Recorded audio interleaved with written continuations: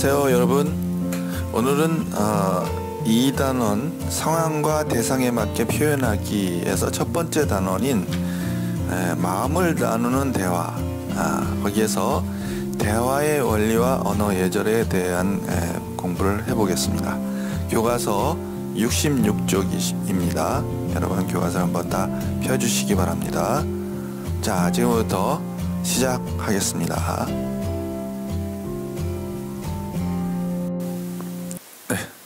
오늘 배울 내용, 대화의 원리와 언어 예절입니다. 마음을 나누는 대화, 이렇게 되겠습니다. 대화의 원리와 언어 예절.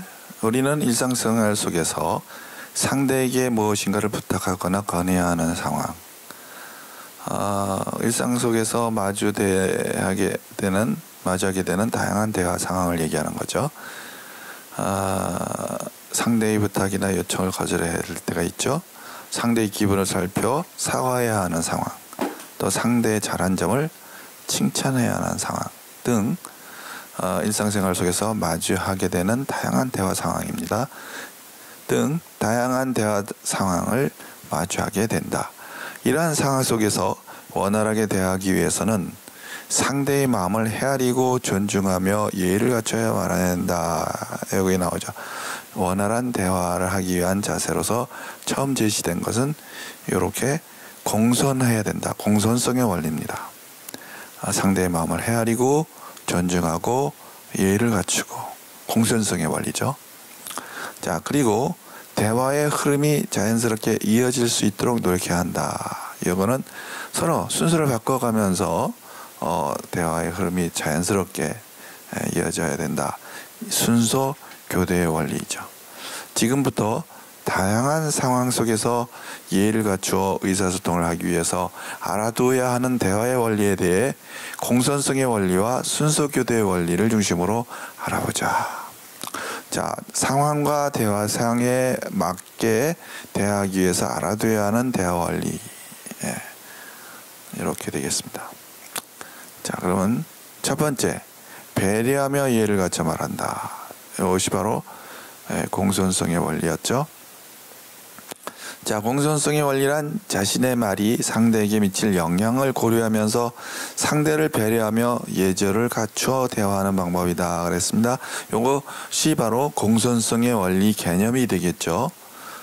자, 그러면 공손성의 원리를 갖추어 대화하는 방법을 또한 다른 말로 정중어법이다, 이렇게 얘기한다는 거죠. 이 어법이라는 말이 나오는데, 어법은 말의 일정한 법칙, 이렇게 되겠습니다. 정중하지 않은 표현을 최소화하고 정중한 표현을 최대화해야 대화하는 방법, 정중어법의 주된 원칙이라고 볼 수 있습니다. 그것이 정중어법인데, 이 정중어법에 포함된 5가지 경률은 다음과 같다 이랬습니다. 이 5가지 경률은 종류가 요령의 경률, 관용의 경률, 칭찬의 경률, 겸양의 경률, 동의의 경률, 이렇게 된다는 거죠. 그래서 예의를 갖춰서 배려하면서 이렇게 예절을 갖춰서 칭찬하고 건의하고 거절하고 부탁하고 사과하는 이런 5가지 경률에 대한 얘기입니다. 자, 그런데 첫 번째는 요령의 경률입니다. 그러면 이 요령의 경률의 요령은 뭐냐? 첫째, 상대가 부담스럽지 않게 말한다는 거죠. 상대가 부담스럽지 않게 말하는 거. 자, 승우의 말의 태도 보세요. 다음 주에 우리 모듬이 발표해야 되니까 금요일까지 자료 정리해서 나한테 보내줘. 서연이가 그렇게 빨리 했겠죠? 자, 여기 평가의 글이 나와요. 저렇게 급하게 해내라고 하니까 서연이가 엄청 부담을 느끼겠는 걸, 이거 부담스럽게 하는 표현입니다. 이건 요령의 경륜에 어긋나는 거죠. 석재하는 말부터 들어보세요. 내가 주말에 이모 댁에 가야 해서 그러는데 혹시 금요일까지 자료 정리를 해서 보내줄 수 있겠니? 마무리는 내가 할게. 지혜가 좀 급하긴 하지만 해볼게. 이렇게 되어 있습니다. 좀 자연스럽게 상대가 얘기를 받아주죠. 자, 석재처럼 얘기하면 부탁을 들어주고 싶겠는 걸 이렇게 평가를 하죠. 자, 그러면 이 석재가 얘기한 거 상대가 부담스럽지 않게 얘기했다는 거죠. 자, 한번 해설을 볼게요. 승우는 모든 발표를 위해 서연에게 자료 정리를 부탁하고 있다. 그런데 승우는 서연의 처지는 고려하지 않고 자신의 요구만 명령식으로 얘기한다. 하듯 말하고 있다. 이게 요령의 격리를 상대에게 부담을 꽉꽉 주는 겁니다. 이러한 말하기는 서연에게 부담을 줄 수 있다. 상대에게 부탁을 해야 하는 상황에서는 석재와 같이 자신의 사정을 이야기하면서 상대에게 선택권을 주는 등 상대의 처지를 고려하면서 부담을 줄여주는 표현. 요게 바로 부담을 줄여줘 표현하는 요령의 경륜에 해당된다는 거죠. 이렇게 상대에게 부담이 되는 표현 대신에 이익이 되는 표현을 하라는 말하기 규칙이 바로 요령의 경륜. 그러니까 이 요령의 경륜은 상대에게 부담되는 대신 이익이 되는 표현이라는 거죠. 이 경륜에 따르면 상대의 부담이 줄어들었을수록 상대의 이익이 커질수록 바로 예의 있는 표현이 된다는 겁니다. 그러니까 이 말의 내용이 상대에게 부담이 되느냐 이익이 되느냐 이런 관점이죠. 직접적인 명령보다는 간접적이고 완곡한 표현이 상대의 부담을 덜어줌으로 예의 있는 표현이다. 이렇게 할 수가 있을 겁니다.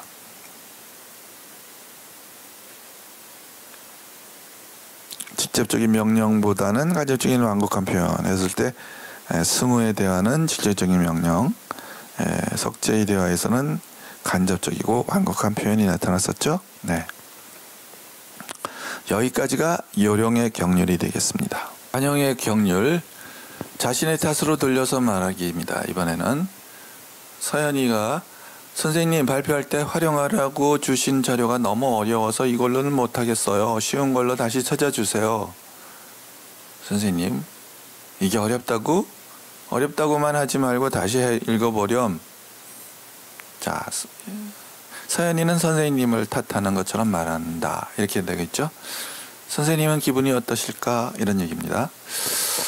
좀 안 좋겠죠? 기분이.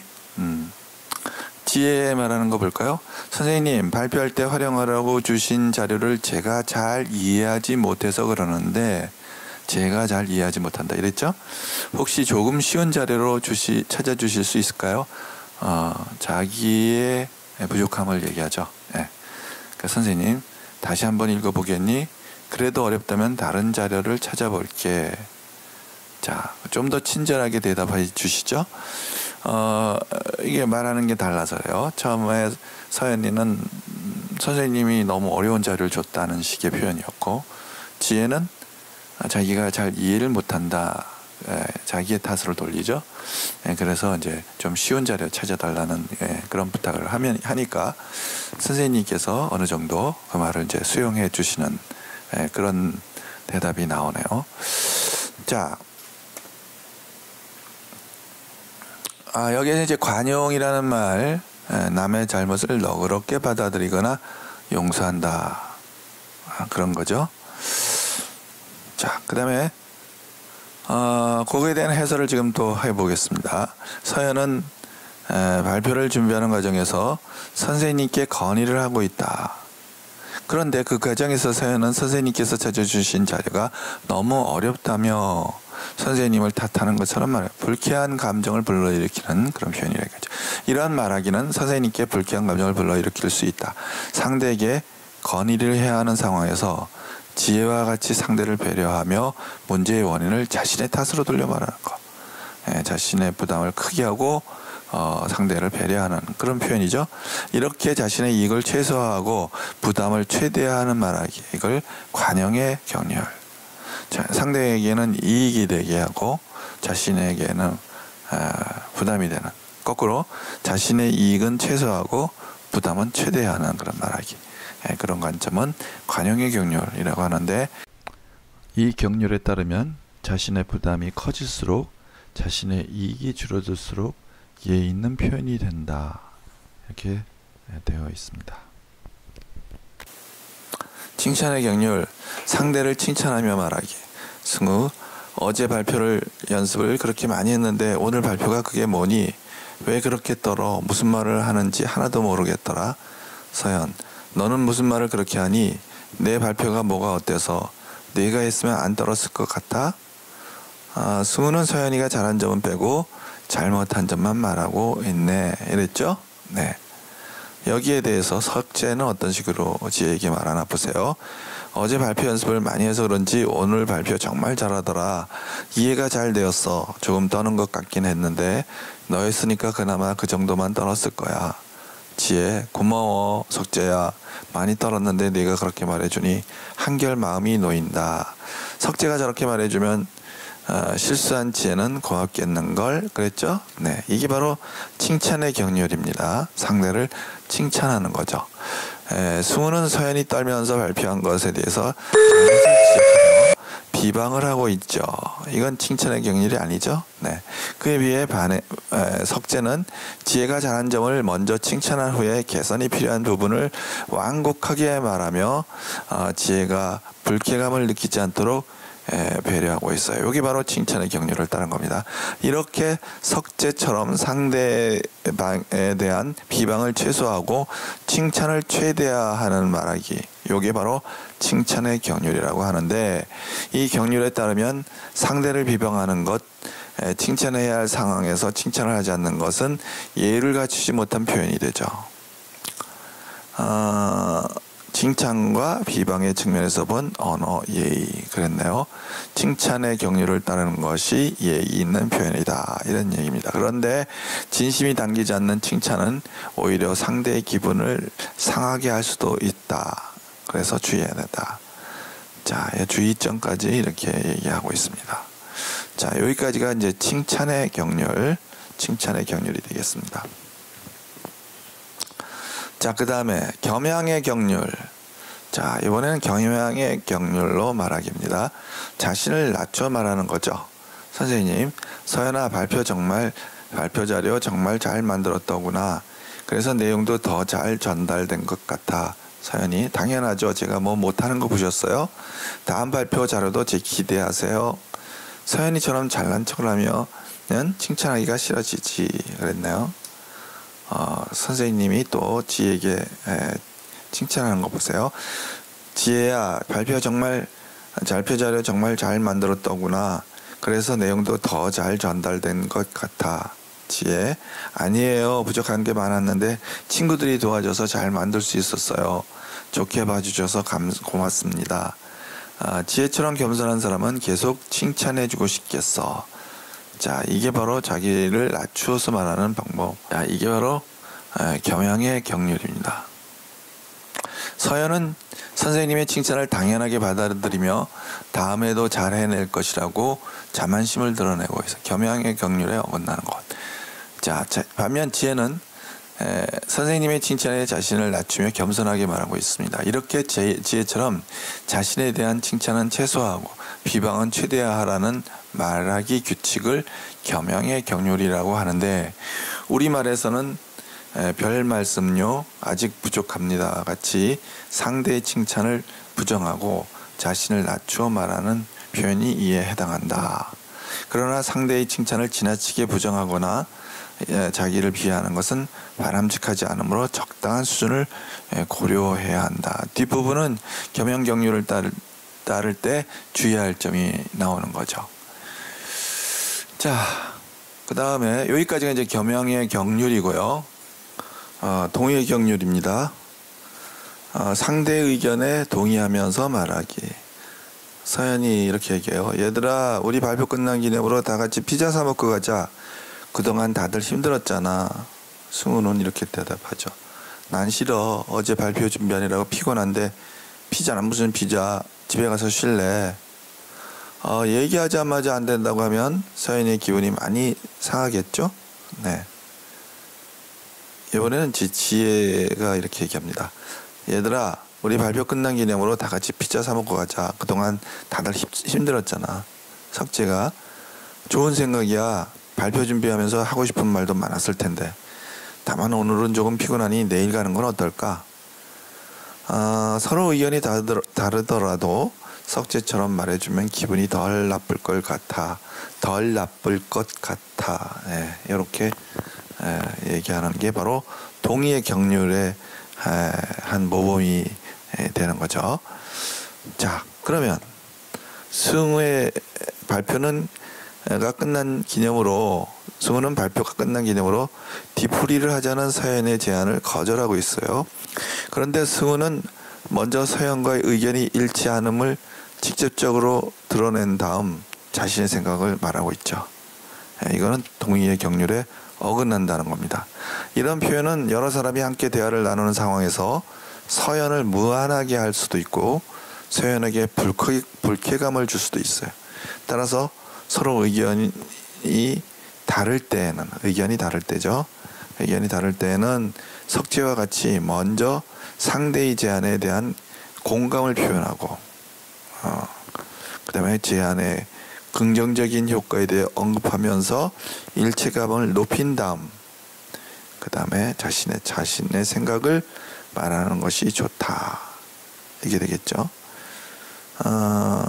그리고 다만과 같은 완충적인 표현을 쓰는 거죠. 표현이나 어떨까와 같이 선택권을 부여하는 의문문을 사용하여 상대의 감정이 상하지 않도록 부드럽게 말하는 것도 큰 도움이 된다는 거죠. 이렇게 석재처럼 상대와 자신의 의견 차이를 최소화하고 일치를 최대화하라는 말하기 규칙을 바로 동의의 경륜이라고 하는데, 이 경륜이 상대의 의견에 무조건 동조하라는 것이 아니고요. 만약 대화 초반부터 상대의 의견이 자신과 다름을 직접하게 되면 상대의 기분이 상할 수도 있고 문제를 원만하게 해결할 수 있는 대화 분위기를 해칠 수도 있기 때문에, 그래서 이제 동의의 경륜을 사용해야 한다, 이런 얘기입니다. 따라서 상대의 의견 중 공감할 수 있는 부분에 대해서는 공감을 표현하고 순차적으로 이견이 있는 부분을 이야기하는 것이 바람직하다. 그래서 대화할 때 동의 경륜을 사용하는 방법에 대해서 얘기하고 있는 부분입니다. 자, 큰 두 번째, 이번에는 자연스러운 흐름으로 대화 나누기입니다. 대화는 긴 시간 혼자 말을 하는 연설과는 달리 대화 참여자들이 서로 말을 주고받으며 이야기를 이어가는 것이다. 이렇게. 자, 이번은 이제 대화의 특성이 되겠습니다. 따라서 대화를 원활하게 전개하기 위해서는 순서를 적절히 교대해 가면서 말을 주고받아야 한다는 순서 교대의 원리에 유의할 필요가 있다. 네, 이렇게 되겠죠. 네. 자, 가의 경우를 보겠습니다. 서연이 나 지난 주말에 강화도에 다녀왔잖아. 고인돌이 엄청 크더라고. 고인돌은 선사시대 무덤이고, 그러면서 혼자만 오랫동안 말을 하죠. 승우는 속으로 10분째 자기 놀러 갔다 온 얘기만 하네. 휴, 언제 끝나? 이러고 있어요.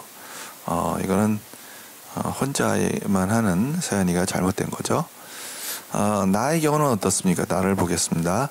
지혜가 석재야, 네 생각은 어떻니? 석재 아무 말 없이 앉아서 대화에 참여하지 않고 침묵만 지킨 거야. 그러니까 지혜가 석재야, 같이 이야기하면 좋겠어. 우리는 네 생각도 궁금해. 자, 다의 경우를 한번 봅시다. 승우가 이번 학기 소풍은 어디로 가면 좋을까요? 서연이 나는, 유나가 말을 끊으면서 안동 하회마을 어때? 나는 진짜 좋던데. 이거는 다른 사람이 말을 하는데 중간에 끼어드는 그런 경우죠. 이거는 잘못된 겁니다. 자, 라의 경우를 보겠습니다. 지혜가 우리 학교 매점에서 또 떡볶이를 팔면 좋겠어. 석재 맞아, 간단히 먹기 좋잖아. 지혜가 근데 오늘 국어 과제가 정말 많지 않아? 예. 진행되고 있는 대화의 화제와 관련이 없는 화제를 갑자기 꺼내는 그런 표현이 되겠습니다. 네. 자, 가의 서연과 같이 혼자만 오랫동안 말을 하거나 나의 석재와 같이 대화에 참여하지 않고 침묵만 지키거나. 자, 1과 2의 사례를 각각 얘기하는 거죠. 순서 교대의 원리를 지키지 않는 사례 1번, 사례 2번. 예. 다의 유나와 같이 다른 사람이 말을 하고 있는데 중간에 끼어드는 것, 사례 3에 해당되는 거고요. 또 라의 재화와 같이 진행되고 있는 대화의 화제와 관련이 없는 화제를 갑자기 꺼내는 거. 이건 네 번째 사례죠. 면 대화의 흐름을 방해하게 되므로 이 또한 바람직하지 않다. 따라서 대화를 할 때는 대화의 흐름을 잘 살피고 자신의 대화 순서에 유의하여 순서를 적절히 교대해가며 말해야 한다. 대화를 원활하게 전개하기 위한 자세를 얘기하고 있습니다. 자, 여기까지가 순서 교대의 원리 이렇게 되겠습니다. 지금까지 우리는 상황과 대상에 맞게 언어 예절을 갖춰 대화하는 방법과 관련된 여러 가지 대화의 원리를 살펴보았습니다. 크게는 공손성의 원리, 순서 교대의 원리 두 가지를 본 거죠. 이와 같은 원리의 핵심은 원리들의 핵심은 예의이므로 대화의 원리의 핵심은 예의라는 거죠. 부탁, 건의, 거절, 사과, 칭찬 등 다양한 상황에서 이러한 대화의 원리를 적절히 활용하여 정중하고 공손하게 표현한다면 완곡하고 차분하게 대화할 수 있을 것이다. 그래서 여기까지가 대화의 원리를 활용하여 대화를 해야 한다는 그런 내용이 되겠습니다. 자, 여기까지 본문 내용은 다 끝났습니다. 네, 여러분 오늘 수고 많으셨고요. 또 다음 시간에